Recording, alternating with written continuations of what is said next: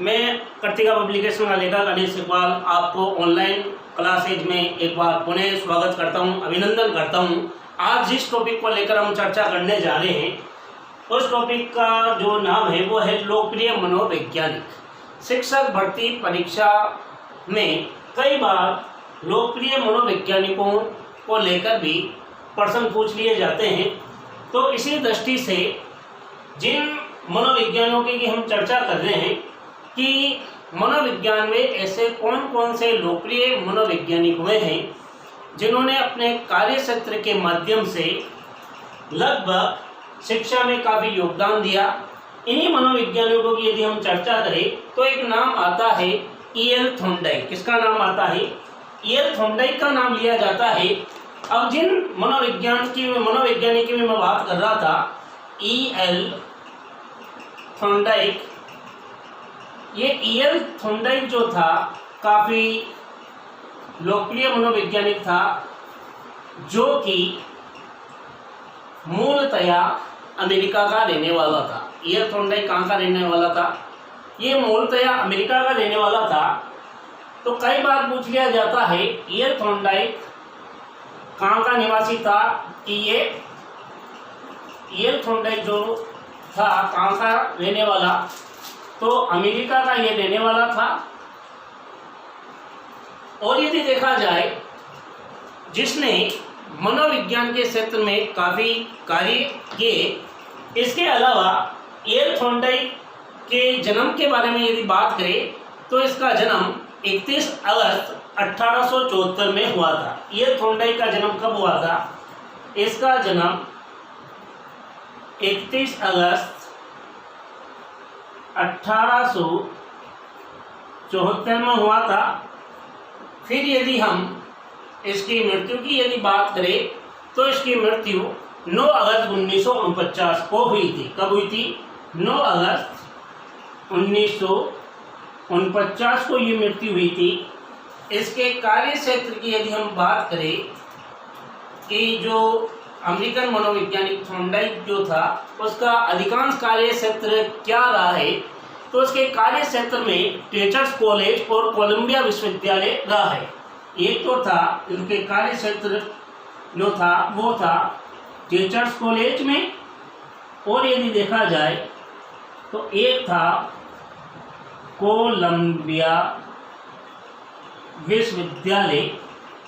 इसमें इन्होंने काफ़ी महत्वपूर्ण कार्य रूप में कार्यरत रहे काफ़ी सालों तक। अब चीज आती है आखिर ये जो E.L. थॉर्नडाइक था जो व्यवहारवादी था, किसके रूप में था? व्यवहारवादी मनोवैज्ञानिकों में इसका नाम लिया जाता है। और इसके अलावा जो थॉर्नडाइक ने अधिगम के क्षेत्र में महत्वपूर्ण भूमिका निभाई, इस E.L. थॉर्नडाइक ने अधिगम में उद्दीपक अनुक्रिया के सिद्धांत का प्रतिपादन किया था। अधिगम में किस सिद्धांत का प्रतिपादन किया था? अधिगम के अंतर्गत उद्दीपक अनुक्रिया के सिद्धांत का क्या किया? सिद्धांत का प्रतिपादन किया। उद्दीपक अनुक्रिया के सिद्धांत का क्या किया? प्रतिपादन किया। इसके अलावा हम थॉर्नडाइक की यदि और बात करें तो इस अमेरिकन मनोवैज्ञानिक थॉर्नडाइक ने शिक्षा मनोविज्ञान के क्षेत्र में भी काफ़ी योगदान दिया, जिसके कारण इन्हें शिक्षा मनोविज्ञान का पिता भी कहते हैं। E.L. थॉर्नडाइक को क्या कहते हैं? शिक्षा मनोविज्ञान का क्या माना गया?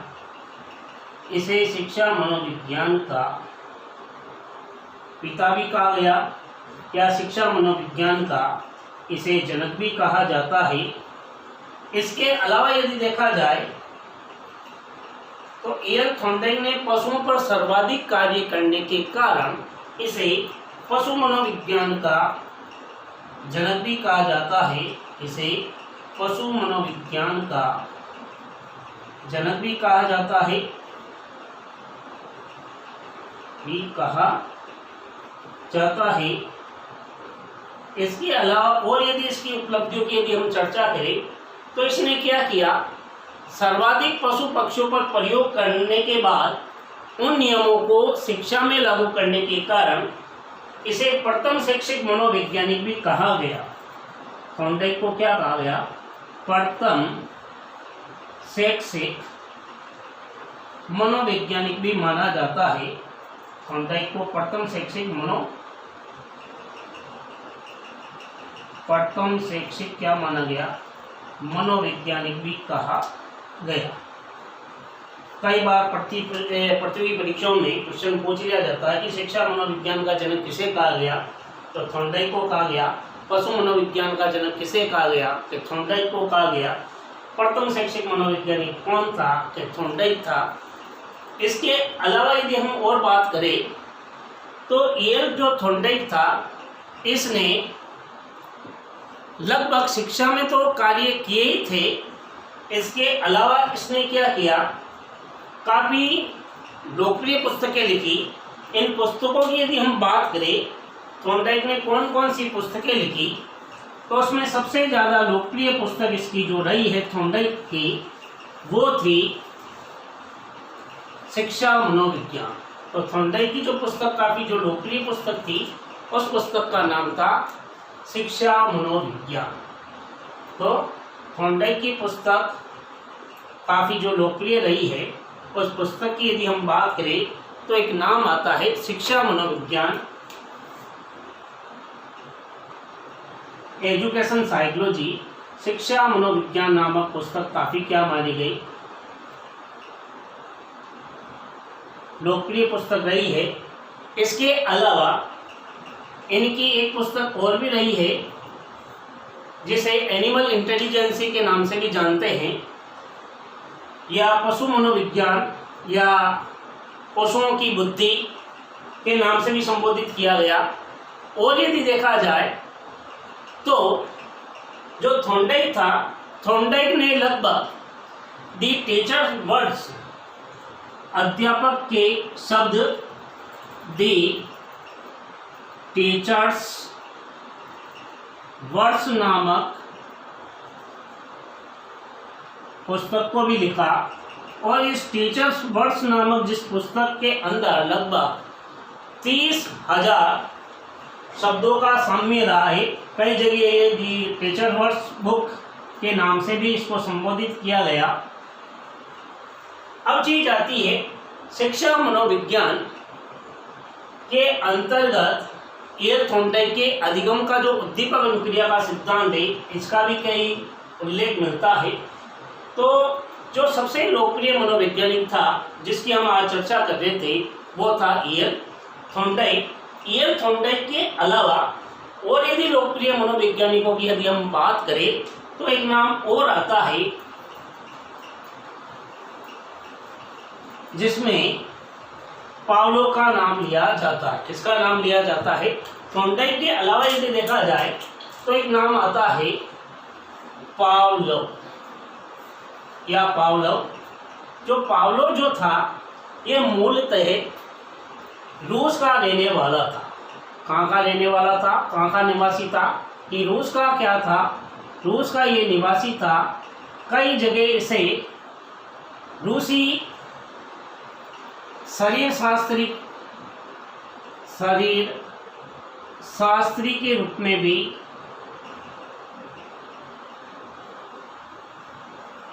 माना गया है। ये एक मनोचिकित्सक था। क्या था? मनोचिकित्सक के रूप में भी इसको काफ़ी लोकप्रियता हासिल हुई है। चिकित्सक था।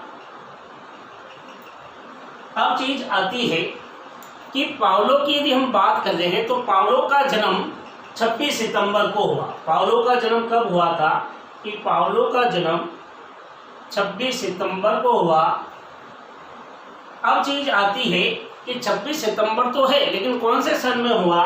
तो नाम आता है सन 1845।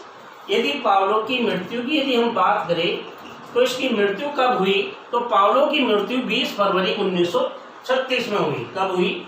20 फरवरी 1936।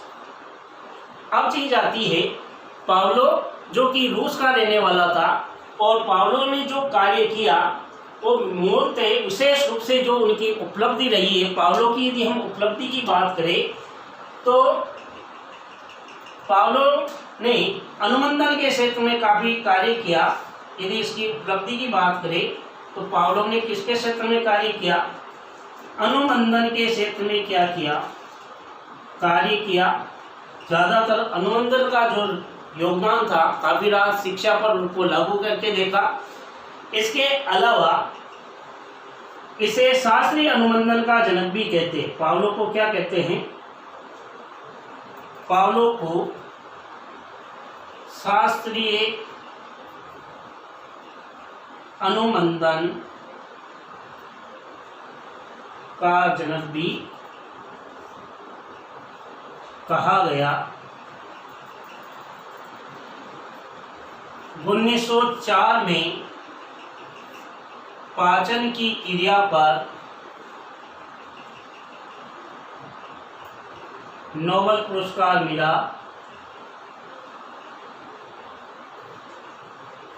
अनुमंडल का पिता के नाम से भी लोकप्रिय हुए। इसके अलावा इसके कार्य क्षेत्र की बात करें, जिस तरह से हमने थॉर्नडाइक के कार्य क्षेत्र की बात की थी, तो पावलो के कार्य क्षेत्र की यदि बात हम कर रहे हैं तो पावलो का जो अधिकतर कार्य क्षेत्र था वो था मिलिट्री एकेडमी सेंट पीटर्सबर्ग विश्वविद्यालय। क्या था? Military academy. पावलो का जो कार्य क्षेत्र था, जहाँ अधिकतर उसने कार्य किया, वो था मिलिट्री एकेडमी सेंट पीटर्सबर्ग विश्वविद्यालय। यहाँ पर इसने काफ़ी कार्य किए। जो आज हम जिन दो मनोवैज्ञानिकों की चर्चा की, संभवतया ये टॉपिक आपको पसंद आएगा। अच्छा लगे तो इसे लाइक करें, शेयर करें। शिक्षक भर्ती को लेकर कई बार यहाँ से क्वेश्चन पुटअप होते हैं, तो नए टॉपिक के साथ फिर मिलेंगे। तब तक आप गहनता के साथ अध्ययन कीजिए। जय हिंद, जय भारत।